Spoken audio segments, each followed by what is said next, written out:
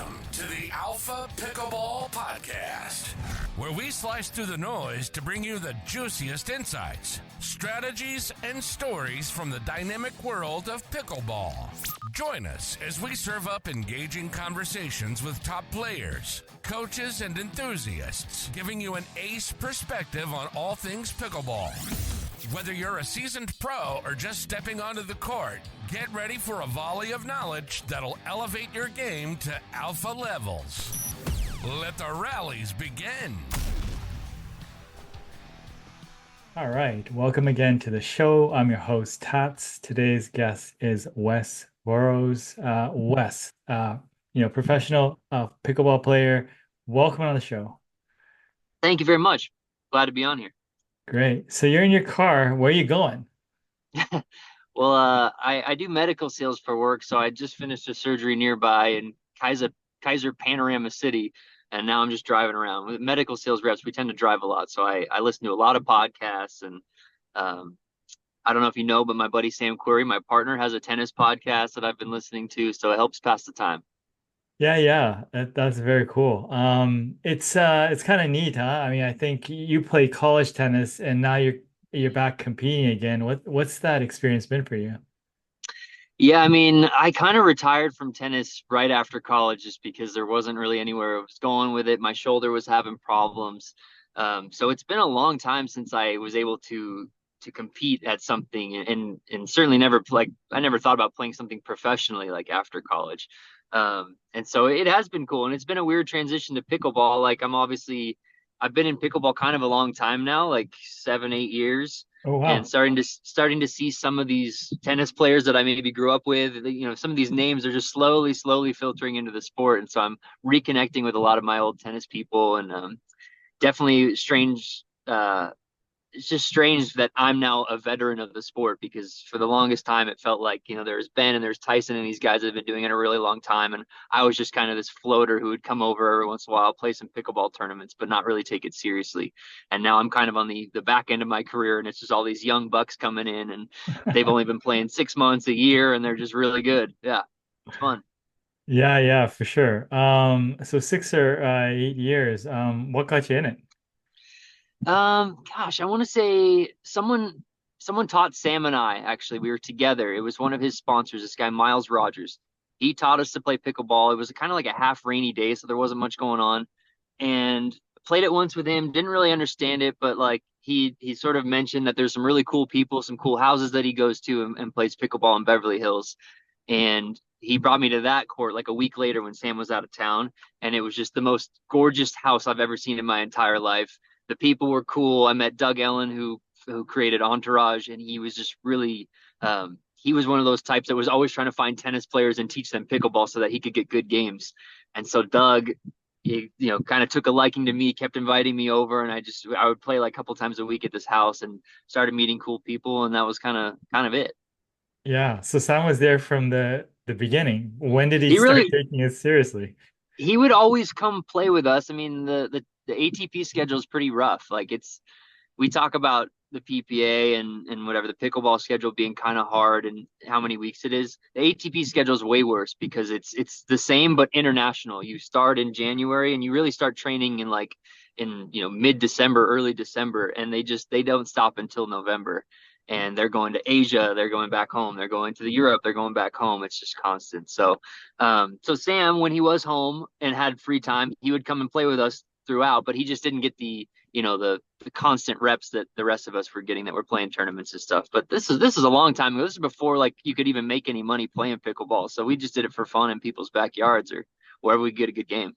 Yeah, for sure. I guess, the fact that, I mean, it's becoming a bit more international, but the fact that the local professional tour is pretty much all in the US is quite an advantage. Massive advantage for Americans, obviously. I don't know if maybe it's inhibiting like the growth of the sport a little bit, but you're seeing Australia, you're seeing Asia. A lot of these people are definitely getting into it. I know they're not there yet. It's cool that we've got international stops next year. Although personally, with someone who has a baby at home and family, I don't really want to be traveling to India. I don't really want to be going to Australia if I can help it. Like certainly not a few times a year. I know my wife wouldn't sign up for that, but You're But getting messages I though, think right? You're getting yeah, messages. yeah, I think it's cool for the sport. Like I think it's great. It's what needs to happen in order to make it, the level that we want the sport to be. But just yeah, first from a travel perspective, I don't know if I can handle those flights. Yeah, yeah, for sure. Now you said, you have a busy schedule, family. Yep. How do you fit the pickleball in now? Yeah, I'm fortunate. I have a really supporting wife and family. We moved sort of into the suburbs so that we had my family, her family closer by. Yeah, we have one child who's 15 months old. We have another one coming early next year, so it's definitely busy. And the tour only gets more demanding with every few months. These kids are coming in. The transition from tennis to pickleball is much faster. And when you're a 22-year-old kid and you played high school or sorry, college tennis or above, it really only takes, a few hours a day of work to really get good at it. And these kids are able to play a lot more than I can play. So that transition's been a little tough for me, just finding the right balance of how much do I train, how much do I spend time with the family. I have a regular job too, so it's been fun, but it's hard to find all the time I need. Yeah. How much time do you have now during a week to drill per se? The way my job and it's like I'm always taking it from something. So I mean, I could train, a couple hours every day, but it's taking time away from my kid, or it's taking time away from my job. So truthfully, I'm probably only able to train, 2 or 3 times a week, leading up to tournaments. But then you've seen our schedule. Like sometimes we have back to back to back tournaments. So it's like I just try to utilize that time. It's like if I'm going to be on the road traveling, that's when I'll play a lot more during those times. And we definitely have no shortage of tournaments on the PPA tour. That's for sure. Yeah. I mean, how much of the sort of the speed of new, call it young tennis or people that have racket sports background adoption related to how much more knowledge or knowledge share there is right now? I'm not entirely understanding your question, but I mean, as far as like the transition, I think just due to the paddle technology, it's just a Mhm. lot faster. Like, and even the people like me who learned what pickleball was 5 or 6 years ago, I'm having to kind of like adapt the other way, I guess. Like it initially you couldn't really just hit tennis strokes, and now you can. So it's almost like the pendulum swung back, where it's like you can just play miniature tennis out there and do about 90% of the things well. And then the sport is just in constant flux, but it definitely feels like while the top edge of the sport it keeps lifting, the ability for new tennis players to kind of come in and get to that level, or at least close to that level quickly, has rapidly, decreased, I guess. Got it. So the technology factor, not having to Yeah. adapt as much, more role models of people playing more straight up tennis like, Hmm. allows people to just sort of pursue that direction and with confidence, I guess. Yeah, and I think it also makes, with the opportunity that's out there, it's much easier for them to make the decision like, oh, there's a future in this sport. So if I'm 17 or 18 or whatever I am, I'm young, I have a lot of years ahead of me. I can go ahead and just commit to this full time, and I know there's going to be opportunity for me versus I mean, tennis I still think has that, but it's really hard to break into tennis from a career perspective. Like making professional tennis your career is just astronomically hard. Yeah, for sure. Whereas pickleball, even though it's getting harder, I still would think if you're a really talented 18-year-old and you're good at both tennis and pickleball, I think you should choose pickleball at this moment in time, just based on the opportunity that's out there. Yeah, there's still a window. That's what you're saying. Yes, yes, and there's not a lot of. I mean, there's competition, but there's less competition than something like tennis. Yeah, for sure. Now, being someone that's been at it longer, I think I guess you're nearing 40, somewhere in that range. Mhm. How do you keep up? Like what do you think you can or you're doing to try to keep up with people that are younger coming in? What sort of adaptations or you've seen other people make adaptations that help you kind of stay competitive, whether it's game style or mental or whatever. Yeah, I think it comes down to knowledge, like, and for the longest time I was the one who came in and was sort of playing more bash kind of stuff. Like that was what what worked for me early on was I'm just going to drive everything and kind of turn this into a fast game. At my age now, it's probably not going to work. So I have to actually play smarter. I have to reduce my error count. I have to sort of lean on, being calm and cool under pressure. And so that's been a tough transition for me. But yes, studying the players, that kind of thing. So just trying to lean more on the brains of it and the strategy of it, as opposed to just sheer athleticism.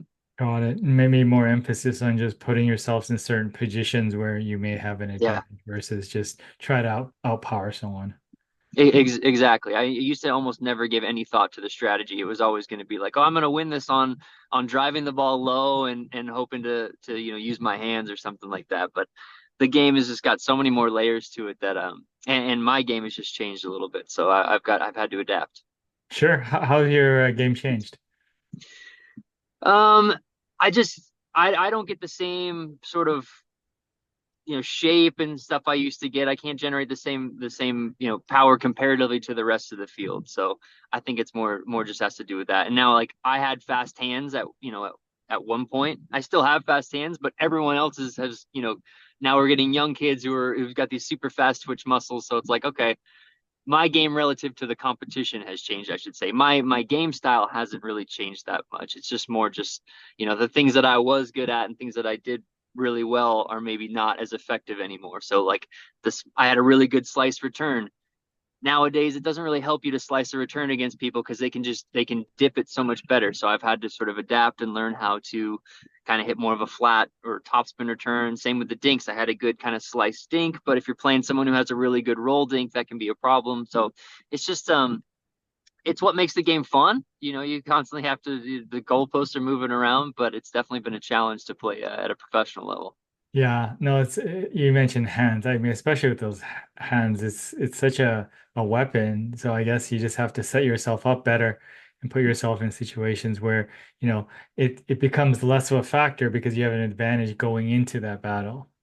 Mm-hmm. Yeah, but I used to just try to hit through people, and you can't hit through people anymore. And the paddles are too powerful. So if someone's waiting on a counter and they have one of those fast paddles, like, the point's over if you hit to the wrong spot. Whereas you used to be able to kind of, manage around that, and you can't anymore. So I've got to be smarter. I've got to hit slower speed ups and change up my tempo a little bit more, that kind of thing. Got it. Not just trying to do a speed, but off speed and direction Mm-hmm. and placement and stuff like that. Very cool. All of that. Yeah. What do you view, what do you view on pickleball partnerships? How do they work? What works for you? I always just try to find someone that I enjoy sort of being around for the most part, because I think I always play better when it's a friend on my side of the court. And so that's why playing with Sam was always very easy. But I was playing with Deacon this last time around, and it's like, he and I are just like-minded. So I generally try to find someone who's obviously in my same sort of level group, however we determine that. Like, obviously you try to pick someone if you're, left side, right side. I don't really think I have a particular side that I play better. I'm just a little more loose on the left and have kind of more ups and downs. And on the right, I'm a little more solid. But ultimately, I'm just trying to find someone it's going to be a fun day, whether we win, lose, or whatever, and have a similar mindset on the sport. So that's always what I'm looking for. Yeah, and gender doubles, is that sort of your kind of focus, or do you play the other ones? No, I play mixed doubles and I play gender doubles primarily, and occasionally I'll throw on some singles events. But as I'm getting closer to 40, the singles is just getting a little too hard. Mixed. Anything particular you do or you look for in terms of skill set, or I mean partnership you mentioned, get along, but anything Yeah. particular you do different in mixed? I generally will look for someone who has, who likes to drive the ball well, or can drive the ball well, and same with like poach with the backhand. So looking for a girl who likes to sort of can poach with her backhand and then has a really good topspin forehand dink. I think if you're playing the right side, if you don't have a topspin kind of roll dink these days, it's really too. So think like Anna Bright, like all the best mixed girls have just a phenomenal forehand topspin dink. And I've had some good success with a couple girls this year. Dominique Schaefer played really well. And she's very long too. So her ability to kind of like reach into the kitchen and take those out of the air has been super beneficial. Sorry, someone's calling me. I'm just getting rid of that. Yeah, I mean, when you look at the women's game, the ability for a lot of women player, because it's dominant way to playing is, spinning those dinks, whether it's on the two-hander or one-hander, is amazing. You're seeing that more in the men's. Do you see that some of the strategies that use more on the women's, let's say gender double side, coming over to the men's side? Yeah, I absolutely. I don't think of them as that different. I mean, they play off the kitchen line a little more than we do, but absolutely, I think you're already seeing it. Everyone who's kind of progressing is going more to those roll dinks. You have to have both essentially. There are a handful that are kind of getting away with just cuts, but I think just the way the technology is, it's just really favorable to have that kind of ability to roll the ball short into the kitchen.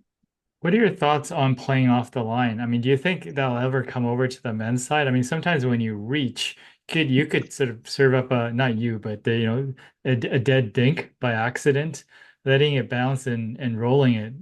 What are your thoughts on? Do you think the men's game will ever play off the line a bit more, kind of oscillating? I think absolutely. I mean, I think it's already happening. I was watching Ben recently, and I can see him using a lot more space. I mean, we move forward sometimes, we move back sometimes, and I'm definitely seeing it. I've noticed like a lot of conversations with my partner. It's like, hey, if I'm locked into this, take a couple of steps off the line because I don't mind. Like if I want to be hitting aggressive dinks, and if they go a little too far, if my partner's a little bit off the line, that's okay. It just kind of depends on the scenario, but I think like if the player has a really good awareness of where they are, it's not a problem to kind of move up and back off the line. I don't think you'll see men just planted, 3 feet off the kitchen line. I think you'll see us sort of, you know, moving not just side to side. You see pickleball, there's a lot of side to side movement at the kitchen. I think you're going to see more and more kind of forward and back as well. Yeah, because I mean, taking a step or two, you just cover that space very quickly if something floats, I guess, right? So Yeah. Well, you watch Annalie Waters play. I mean, she is all over the place, forward, back, side to side. I mean, yeah. it's not just lateral movement at the kitchen. That is definitely a thing of the past. And certainly being able to step back and roll something very, very aggressively is powerful. And your opponents to not know where you're going to be sort of in space with when you're sort of moving around like just at the kitchen. They know where you're reaching, and they know what kind of shots you're going to hit from there. If you're varying where you are all the time, it makes it really hard for them to hit a moving target. Yeah, for sure. I mean, are there any other things you mentioned, slice returns versus, I guess topspin returns, varying depth. Any other things that you notice that sort of are shifting or changing? I'm seeing way more lobs used effectively as well. Um, I think there's certain players that do a phenomenal job with it. I'm not one of those players, but I'm learning that when it's hit in the right scenario, when you're taking them, out of the air with intent, they can be really, really effective. So it's just not something that people practice maybe enough, but again, with the technology and with you having to be worried about speed ups, I think the lob can be a very effective maneuver. And I'm noticing it at the pro level, a lot of pros aren't comfortable hitting overheads, especially when they're backed off the line. It's one thing if they're set and they're at the kitchen line. Most tennis players have good overheads, but I think a lot of pro players struggle with the very high lobs when they're backed off the kitchen line. So I think we'll see more lobs as well. Yeah, that's a good point about practicing. I noticed like a lot, lobs being taken out of the air, it looks pretty effective because that could look like anything.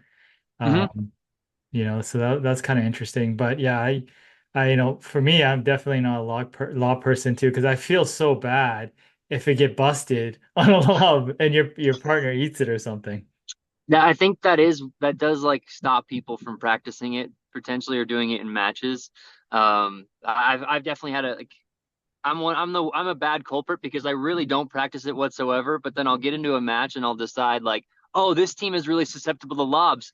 Let me do it 30 times in a row, and I've just got to like. Luckily, that's why I always choose partners who are cool. 'Cause I'm doing stupid stuff, and yeah, sometimes it works, sometimes it doesn't. But you do feel like an idiot when it doesn't work. But um, I think if I were to practice it more, I would get better at it, and my success rate would go up. Yeah, but I mean, there's so many different shots. I mean, there's only so much time. So it's almost like, and I heard some advice saying, hey, get good at a few attacks versus like some people look like they have 20 and it's amazing that they can create it.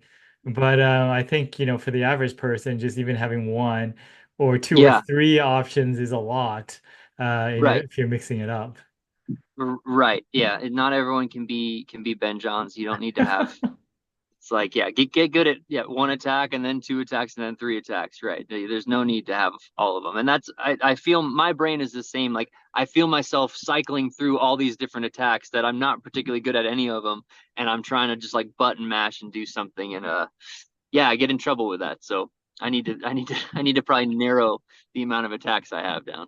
Yeah, I mean, you play, all sorts of teams, including the top teams. I mean, what's the difference between the top few and the rest? Like, being on the receiving end of that, what do you notice the differences?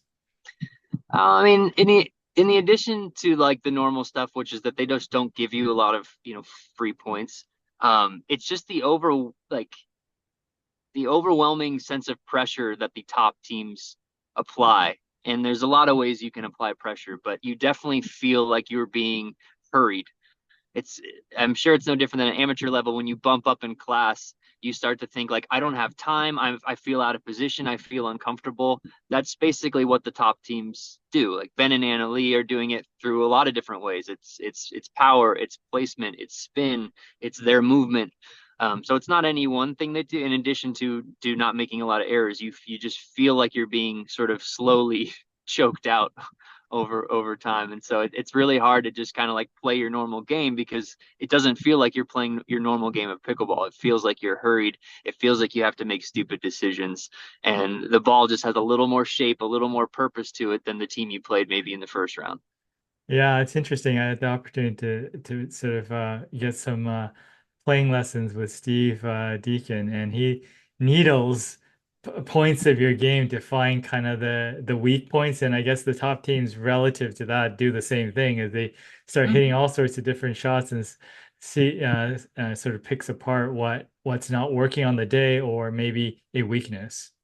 Yeah, that's definitely something that I've noticed too against some of these top teams. Like I've had the pleasure of playing Ben and Annalee a few times, and it's almost like every time I go in, I have a like I've seen them play hundreds of times or whatever it is, and I've played against them. So I go in with like a new game plan, and I'm thinking what they're gonna do, and they from the very beginning they're doing something wildly different. The game starts out like they're not hitting the shots, they're not finding the patterns I thought they were gonna try to find, and now we're having to kind of reshuffle things on the fly. And I don't know. I doubt that they have any game plan when they're playing someone like me, because they're probably not even thinking about me. They're probably thinking about the next round. But yeah, it's always just not what I expect. Interesting. Yeah, Yeah, I guess so. If you don't give them the same look, then and you have the repertoire, then you're not going to be comfortable at all. right, right. No, very cool. I mean, tournament prep, maybe, you take some of this from your tennis days, or maybe you discover some new things in pickleball. What do you do for tournament prep in terms mentally, before, during, maybe things that happen after? Yeah, I mean, most of the time now we know who our opponents is. So I think if I'm unfamiliar with the opponent, or even if I haven't played them in a while, I might go watch a recent game or two and just kind of get an idea for where, like what you're saying, where I think that they might have some weaknesses that I can exploit a little bit. Um, but yeah, usual normal prep. Like as it gets closer to whatever the play, I'm probably doing more drilling just so I can get comfortable with the shots, and maybe a little less like rec play or something like that. And then always, you try to play with your partner the day before. I'm like a warm up an hour before I play kind of thing. Nothing too crazy, honestly. Yeah, very cool. For you, what do you see the future of pickleball with your tournaments or anything else? I mean, it's hard to say like what the I haven't been watching a ton of Major League Pickleball. I'm pretty much PPA all the way, so I've got a few more years for sure in me. Um, yeah, the international stuff is interesting. Like I don't. I would love to see it sort of just keep growing. And I'd love to see it in the Olympics for sure. I just, yeah, I don't know what the market is in some of these other countries, but if they really get into it, it could be absolutely massive. And then I don't know what kind of future there is for a 40-year-old me when there's all these other countries, competing in it and bringing their best and brightest to the sport. But I hope I can kind of hang on and find some good run. I got Sam, my doubles partner. He should be back from his Achilles injury, sort of like January-ish. So it's fun. He's been my best friend since we were like 9 years old. Nice. So just getting able to kind of do a full year competing with him would be awesome. Yeah, that's great. I mean, like I said, Yeah. like you said, being able to do it with someone that is cool, and doing it with a friend is super fun.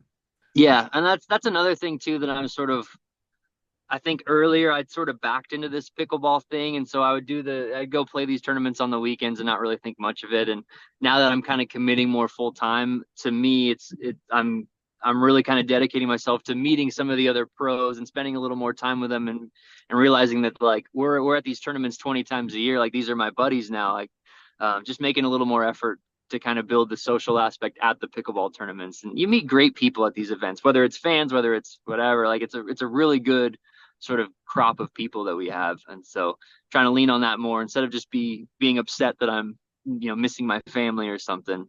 Just enjoy the people that are around me. Sure, yeah. If you see these people a lot, then they become your extended family, right? At some point. Yeah, and not treat them like they're just acquaintances that I see on the road. It's like, no, these are my friends. Like treat them like friends, and go hang out with them in between matches and whatnot. Yeah, very nice. Is there anything that I haven't asked you that you wanted to share? The only thing I have a little like kind of celebrity pickleball TV show that we've been filming. So be on the lookout for that, I guess. It's called The Wager. A buddy of mine who was like a TV show host for E, his name is Jason Kennedy. He kind of had this idea and we put it together. So we basically invite a couple of celebrities on the show. I'm sort of his resident, ringer pro, and he challenges them to sort of like a little game of pickleball. We talk a little smack. We have a little halftime where he interviews them, and then we go and finish the game. So it's pretty cool. It's called The Wager, and it should be on some streaming platforms and whatnot. Nice, So awesome. take a look at that. Yeah. Absolutely. Thanks for tuning in to the Alpha Pickleball Podcast with Tats.